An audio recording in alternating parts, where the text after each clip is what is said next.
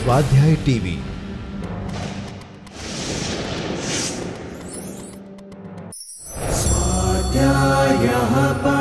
Doctor Baba Saheb Ambedkar open university.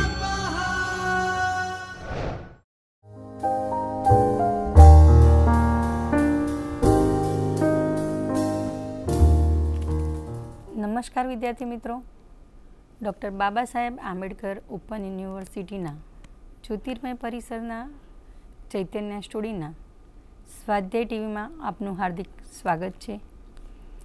आज આપણે માનકો, patent અને વ્યાપારી સૂચિ વિશે ચર્ચા કરીશું।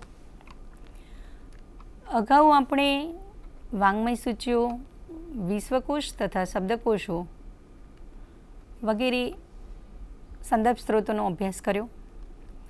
તે બધા લગભગ તમામ ગ્રંથાલયોમાં મળી આવતા સ્ત્રોતો છે। આજે આપણે અન્ય પ્રકારના સ્ત્રોતો જેવા કે માનકો, પેટન્ટ વગેરેની ચર્ચા કરીશું। તે અન્ય સ્ત્રોતમાંથી મળી શકતા નથી, પરંતુ મૂલ્યવાન માહિતી પૂરી પાડે છે। વિજ્ઞાન અને ટેકનોલોજીના ક્ષેત્રમાં અત્યંત વિકાસ અને પ્રગતિના પરિણામ સ્વરૂપ માહિતી સ્ત્રોતો અસ્તિત્વમાં આવ્યા। તેમાં પેટન્ટ તથા માનકો ખાસ ઉલ્લેખનીય છે।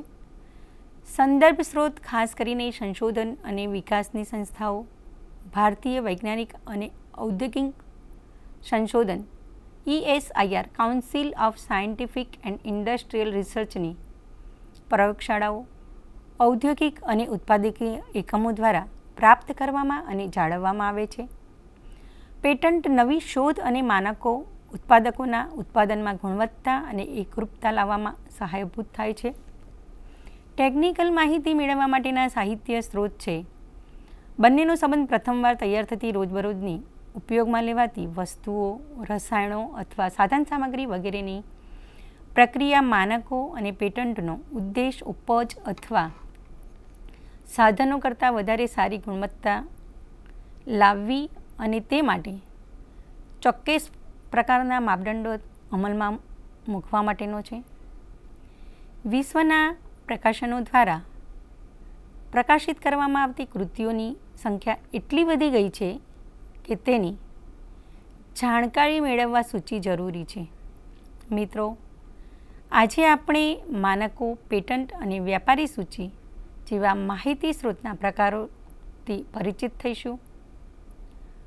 માનકો, સ્ટાન્ડર્ડ્સ માનકો દૈનિક જીવનમાં ઉપયોગમાં લેવામાં આવતા ઉપજોની ગુણવત્તા સંબંધિત છે। એમાં ફક્ત ઘરેલું સામગ્રીને જ આવરી લેવામાં નથી આવતી, પરંતુ જીવન માટે જરૂરી બધી સામગ્રી તેમજ ઉત્પાદન જેવા કે ખાદ્ય પદાર્થ, મકાન, કપડાં, વાહન વ્યવહાર, યંત્ર તેમજ સંદેશા વ્યવહાર વગેરે કે જેનો સંબંધ માનવીના જીવનના વિવિધ પાસાઓ જોડે છે। આંતરરાષ્ટ્રીય માનકો ઇન્ડસ્ટ્રીયલ સ્ટાન્ડર્ડ ઓર્ગેનાઇઝેશનના અનુસાર માનકોની વ્યાખ્યા જોઈએ તો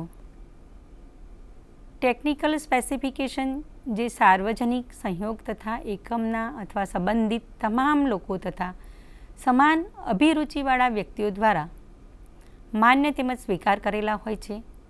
એવા માનકો જે વિજ્ઞાન તેમજ સ્વીકાર કરેલા છે, એવા માનકો જે વિજ્ઞાન તેમજ ટેકનોલોજી દ્વારા મજબૂત, પરિણામદર્શી તથા અનુભવો પર આધારિત હોય છે, જેનું લક્ષ્ય સમાજની અત્યંત અધિક વિકાસ, લાભ તથા કલ્યાણનો છે, જેની માન્યતા સ્થાનિક, રાષ્ટ્રીય તથા આંતરરાષ્ટ્રીય સ્તરના કોઈપણ સંગઠન દ્વારા થયેલ હોય અથવા કરવામાં આવેલી હોય છે। માનકો ઉત્પાદનો માટે વિગતે માર્ગદર્શન જ નથી આપતા, પરંતુ વિવિધ ક્ષેત્રોમાં આંતરરાષ્ટ્રીય વ્યાપારને લઈને રોજબરોજ ઉપયોગમાં આવનાર યંત્રો અને તેના ઉપકરણોની તપાસમાં સહાયતા આપે છે।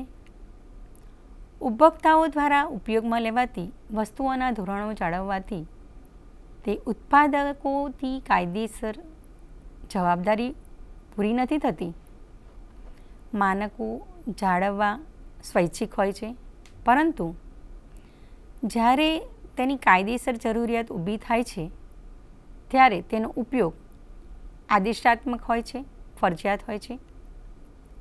માનકોનું ઉદાહરણ જોઈએ તો A4 પ્રકારના કાગળ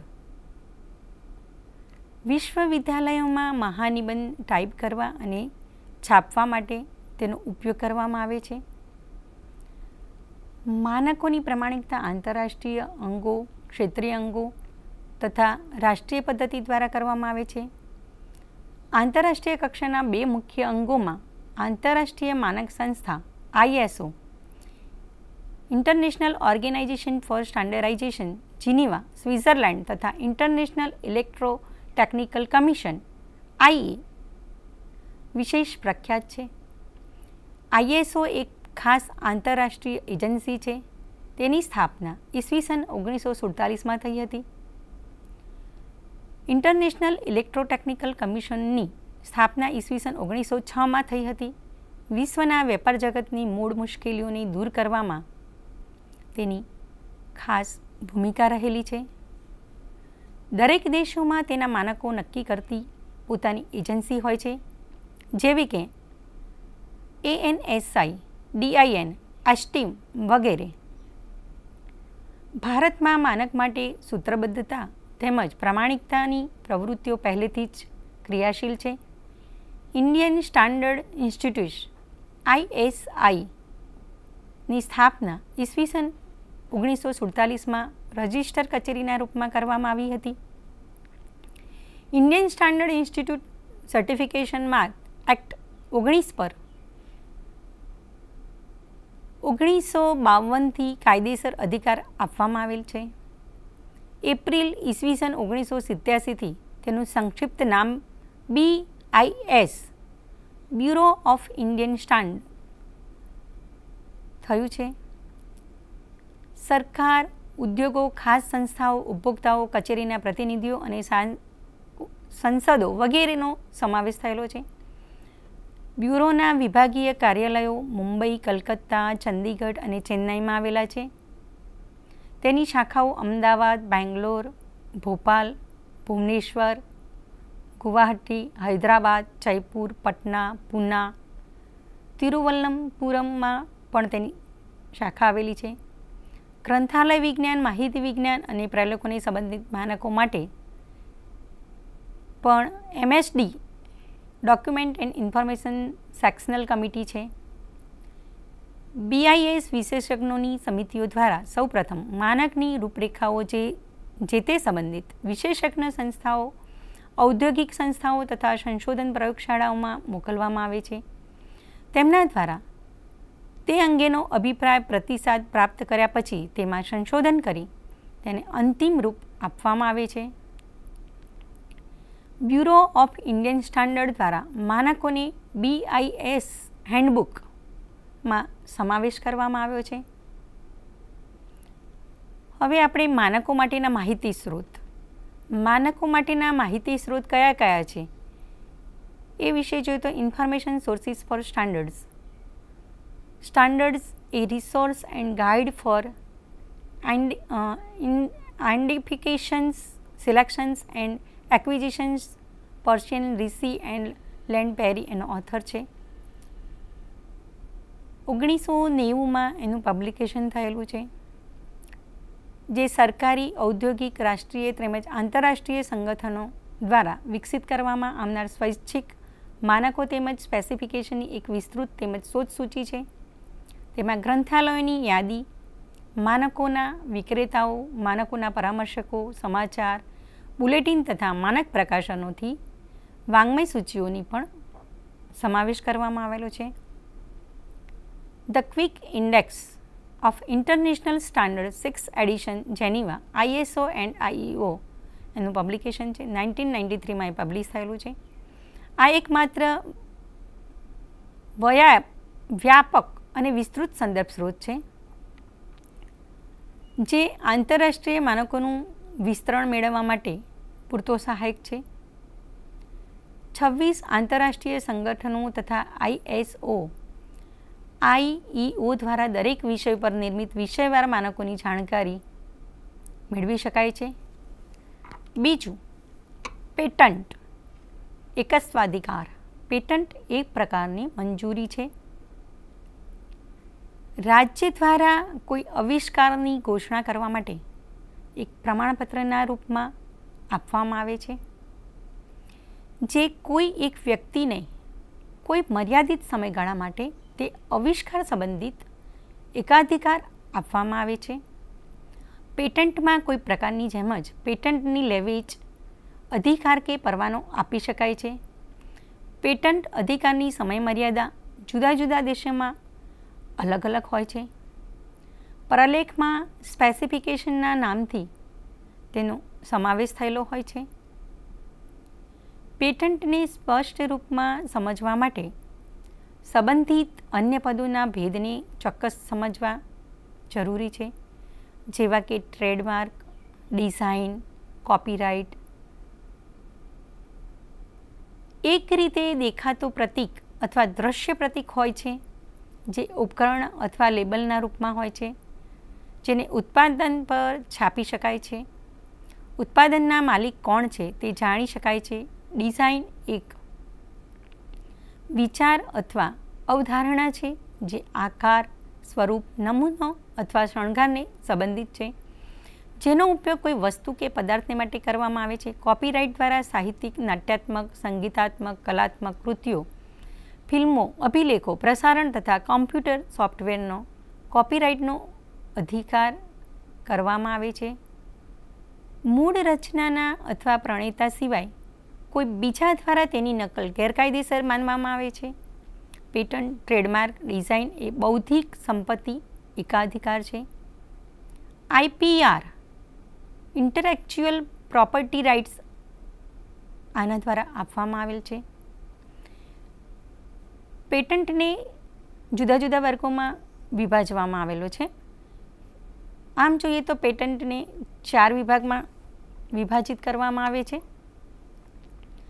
પરંપરાગત પેટન્ટ, પૂરકની પેટન્ટ, પેટન્ટમાં થયેલો સુધારો કે તેમાં થયેલા ફેરફારો, ખાનગી પેટન્ટ, સંરક્ષણ સંબંધિત યંત્રો, ઉપકરણો અને દારૂગોળો વગેરે લશ્કરી સરંજામ.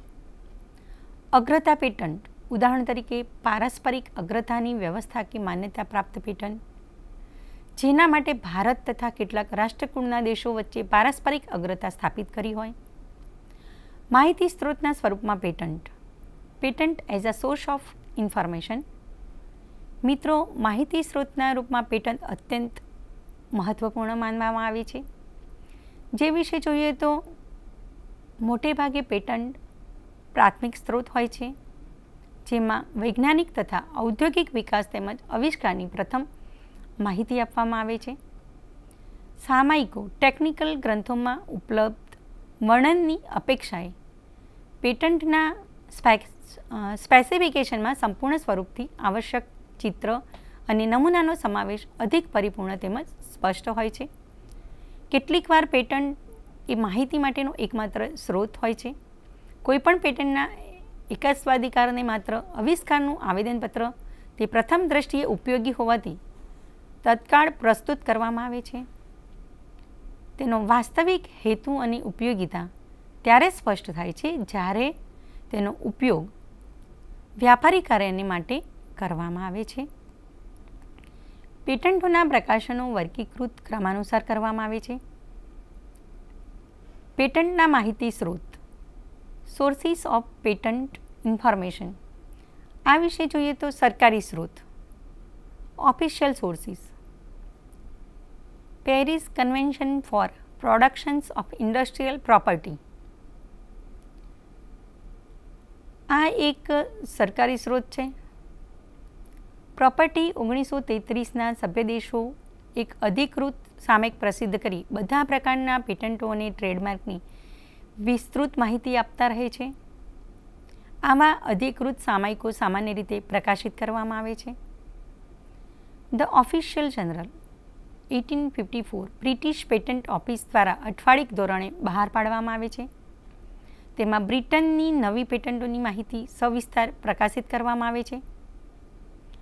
ભારતમાં પેટન્ટનું મુખ્ય કાર્યાલય કલકત્તામાં છે, જેની શાખાઓ ચેન્નાઈ, મુંબઈ અને દિલ્હીમાં છે. તેના ગ્રંથાલયો દ્વારા પેટન્ટોની ઉપયોગની સુવિધા આપવામાં આવે છે. ધ પેટન્ટ ઓફ જનરલ તેનું વાર્ષિક પ્રકાશન છે. કલકત્તામાં કાર્યાલયમાં સંયુક્ત રાજ્ય America, Britain, France, Australia, New Zealand, Netherland તથા જર્મનીના સ્પેસિફિકેશનને પણ સંકલિત કરવામાં આવે છે. આ ગ્રંથાલયમાં વર્ડ પેટન્ટ એબ્સ્ટ્રેક્ટને પણ નિયમિતપણે મંગાવાય છે.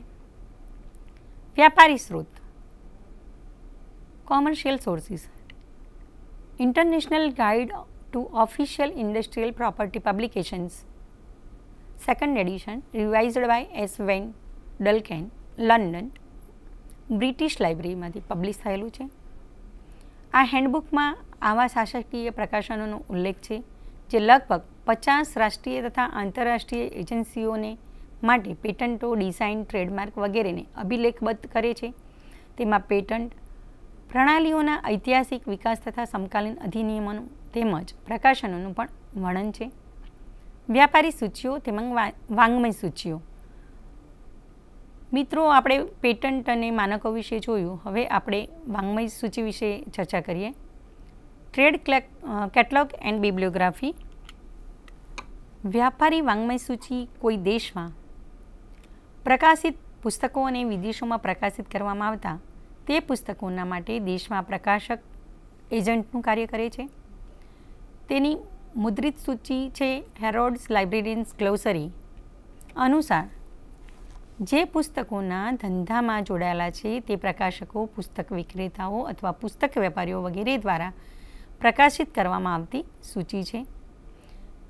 જે તે પ્રકાશકો અને કિંમત ધરાવતા ગ્રંથો પૂરતી તે સીમિત હોય છે. આમાં સરકારી પ્રકાશનો, મહાનિબંધો, સંશોધન અહેવાલો, બિનસરકારી સંગઠનો, પ્રચાર સાહિત્ય વગેરેનો સમાવેશ કરવામાં આવતો નથી. રાષ્ટ્રીય ગ્રંથ સૂચિને કોઈ દેશમાં પ્રકાશિત તેમજ મુદ્રિત પુસ્તકોની સૂચિ હોવાને કારણે વ્યાપારી વાંગ્મય સૂચિઓનો વ્યાપક અર્થમાં લેવામાં આવે છે. વ્યાપારી સૂચિઓ જેમ આ વાંગ્મય સૂચિઓનો ઉપયોગ ગ્રંથાલયમાં પુસ્તકો પસંદગીના સ્ત્રોતમાં પસંદગીના સ્વરૂપમાં કરવામાં આવે છે. નિયમિત રૂપે સમયસર જો તેનું પ્રકાશન થતું રહે તો તે ખૂબ જ ઉપયોગી છે. વિદેશી પ્રકાશકો તેમજ વિતરકો દ્વારા પ્રકાશિત વ્યાપારિક વાંગ્મય સૂચિમાં પ્રકાશનનું પૂર્ણ વાંગ્મય સૂચિગત વર્ણન આપવામાં આવેલ હોય છે. તેમાં આંતરરાષ્ટ્રીય માનક ગ્રંથ ક્રમાંક ISBNનો ઉલ્લેખ હોય છે. તેમજ કર્તા તથા શીર્ષકની અનુક્રમ મણિકા પણ આપવામાં આવેલ છે. દાખલા તરીકે મેગ્રો હિલ અથવા ઓક્સફર્ડ યુનિવર્સિટી પ્રેસ ભારતીય પ્રકાશકો દ્વારા રજૂ થતી વ્યાપારી સૂચિઓમાં ક્યારેક કેટલીક વાંગ્મય સૂચિગત માહિતી જેવી કે પૃષ્ઠ, લેખકોનું પૂરું નામ તથા પ્રકાશનનું વર્ષ વગેરેનો અભાવ હોય છે. સંદર્ભ સાહિત્ય પ્રકાશિત કરતા પ્રકાશકો અને સંગઠનો જેવા કે RR બાઉડર તથા વિટેકર અનેક વ્યાપારી સૂચિના પ્રકાશનોનો સંગ્રહ કરી બુક્સ ઇન પ્રિન્ટ ગ્રંથોનું પ્રકાશન કરે છે, જેનાથી ગ્રંથપાલોને પ્રકાશિત પુસ્તકોની માહિતી મળી રહે છે. વ્યાપારી ઉદ્દેશથી પ્રકાશિત વાંગ્મય સૂચિઓ તથા વ્યાપારીઓ commercial product bibliography and trade catalogue. વ્યાપારી સૂચિઓના પ્રકારો જોઈએ તો વ્યાપારી ઉદ્દેશથી પ્રકાશિત વાંગ્મય સૂચિઓ એ વિશે જોઈએ તો cumulative books index a world list of a book in English language, New York, Wilson 1898 to date, monthly. CBIના નામથી પ્રસિદ્ધ છે. તેમાં નોંધો વર્ણાનુક્રમે લેખક, શીર્ષક તથા વિષય મથાળાઓ અંતર્ગત એક ક્રમમાં વ્યવસ્થિત ગોઠવેલા હોય છે. તેના દરેક મહિનાના અંકના અંતમાં પ્રકાશકો તેમજ વિતરકોની ડિરેક્ટરી પણ આપવામાં આવી હોય છે. આના વિષય મથાળાઓ લાઇબ્રેરી ઓફ કોંગ્રેસની વિષય શીર્ષક યાદી LC સબ્જેક્ટ હેડિંગ લિસ્ટમાંથી લેવામાં આવે છે. દર વર્ષે જુલાઈ તથા ઓગસ્ટમાં આના અંક પ્રકાશિત થતા નથી. ઈસવીસન 1969થી આના વાર્ષિક ખંડ પણ પ્રકાશિત કરવામાં આવે છે. પુસ્તક વિક્રેતાઓની પુસ્તક સૂચિઓ, બુક સેલર્સ કેટલોગ. લોકપ્રિય પુસ્તક વિક્રેતાઓ જે ભારત તેમજ વિદેશોમાં પુસ્તક વ્યવસાયમાં જોડાયેલા છે, તેઓ પોતાની પાસે સંગ્રહ કરેલી કૃતિઓની સૂચિ પ્રકાશિત કરે છે, જેમાં પ્રકાશનોની નવી કિંમતો પણ આપવામાં આવેલી હોય છે. પુસ્તક પસંદગી માટે એવી સૂચિઓ ઉપયોગી સાબિત થાય છે. વિખ્યાત પુસ્તક વિક્રેતાઓ દ્વારા તૈયાર કરેલ સૂચિઓ ચોક્કસ વિષય માટે અધિકૃત વાંગ્મય સૂચિઓનું કામ કરે છે. ગ્રંથપાલને માટે પણ આવી સૂચિ ઉપયોગી હોય છે, કારણ કે તેમાં વિશ્વભરના પ્રકાશકોના પુસ્તકોનો સમાવેશ હોય છે. વ્યાપારી ઉદ્દેશથી પ્રકાશિત વ્યાપારી સૂચિઓ. બીજો પ્રકાર, કોમર્શિયલ પ્રોડક્ટ ટ્રેડ બિબ્લિયોગ્રાફિક્સ. આ વિશે જોઈએ તો વ્યાપારી ઉદ્દેશથી પ્રકાશિત બે મુખ્ય વ્યાપારી સૂચિઓ ABPR તથા વિટકેલર્સ બુક્સ ઓફ ધ મંથ તેનું ઉદાહરણ છે. તેના વાર્ષિક અંક પણ પ્રકાશિત કરવામાં આવે છે. તેમાં માસિક પ્રકાશનોનો સમાવેશ કરવામાં આવે છે. વાર્ષિક અંકમાં એવી કૃતિઓ સમાવેશ કરવામાં આવે છે કે જે બજારમાં ઉપલબ્ધ હોય. યોજના મુજબ book in print New York RR બ્રાઉકર 1948, annual books in print 1957 એક જ પ્રકાશક દ્વારા પ્રકાશિત સૂચિઓ છે, જે અમેરિકન પ્રકાશનોની જાણકારી આપે છે. તેમાંથી લેખક, સંખ્યા, ગ્રંથમાળા તથા વિષય અનુસાર માહિતી મળે છે. પુસ્તકોની સંપૂર્ણ વાંગ્મય સૂચિગત માહિતી જેવી કે કિંમત, પાકું પૂઠું, કાચું પૂઠું વગેરે અનેક પ્રકાશક વગેરેની માહિતી પણ તેમાંથી મળે છે. ઈસવીસન 1973થી બુક ઇન પ્રિન્ટનો પૂરક ગ્રંથ પણ પ્રકાશિત કરવામાં આવે છે. સૂચિમાં સમાવેશ ન પામેલ તે પ્રકાશિત ગ્રંથોની સૂચિ પ્રકાશિત થાય છે, જેનું નામ છે પબ્લિશર ટ્રેડ લિસ્ટ એન્યુઅલ. તેનું પ્રકાશન પ્રત્યેક વર્ષે સપ્ટેમ્બર મહિનામાં કરવામાં આવે છે. આ સંયુક્ત રાજ્ય અમેરિકાના પ્રકાશકોની પ્રકાશન સૂચિનું સંકલન છે. રાષ્ટ્રીય ગ્રંથ સૂચિઓ, નેશનલ બિબ્લિયોગ્રાફી. જુદા જુદા દેશોમાં પ્રકાશિત રાષ્ટ્રીય ગ્રંથ સૂચિઓ દ્વારા સંબંધિત રાષ્ટ્રમાં નવ પ્રકાશિત પુસ્તકોની જાણકારી મળી રહે છે તથા પુસ્તક પસંદગી કરવામાં સહાયતા મળે છે.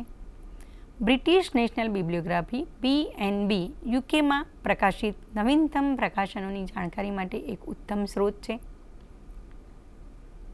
સરકારી પ્રકાશનોની વ્યાપારી સૂચિઓ.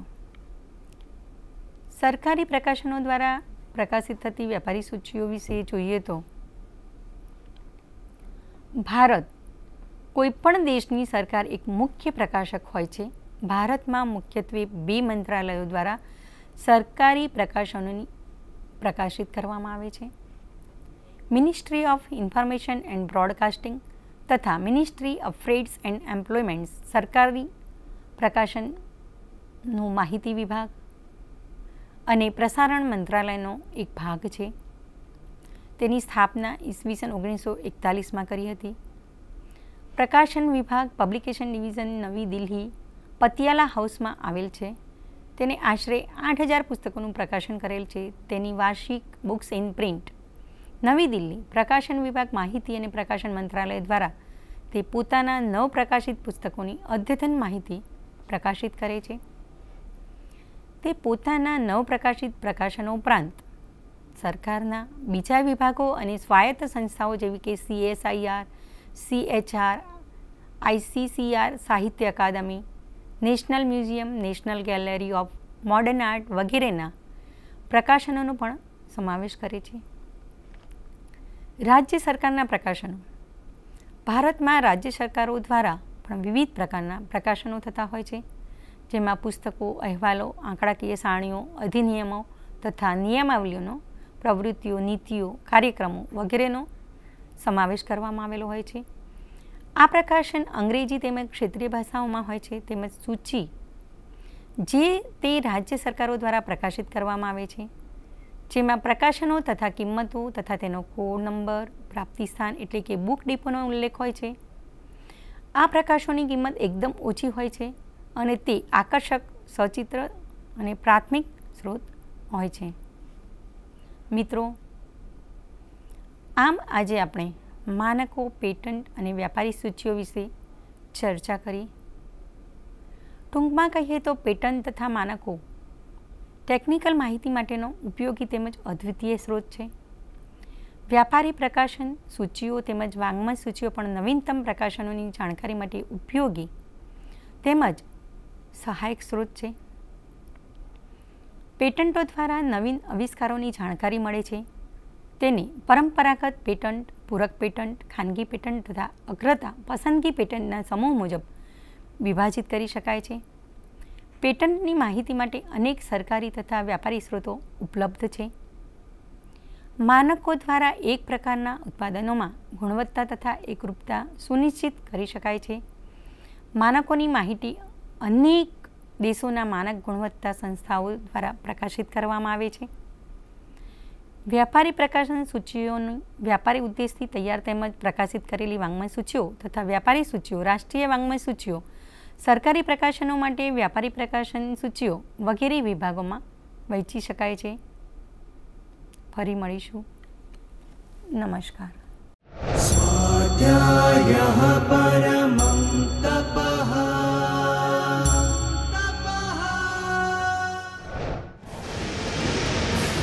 સ્વાધ્યાય ટીવી